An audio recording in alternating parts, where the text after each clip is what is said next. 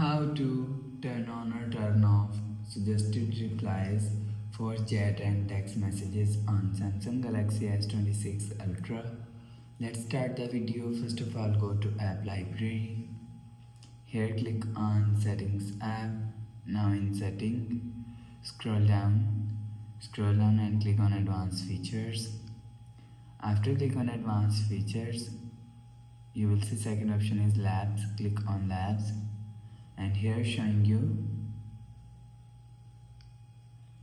you suggested replies. If you want to turn on suggested reply, so turn on this button. After turn on this button, you will see suggested replies is turned on.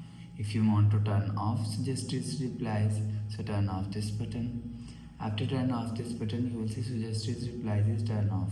You will turn on or turn off suggested reply from here. After the process, go back to home screen.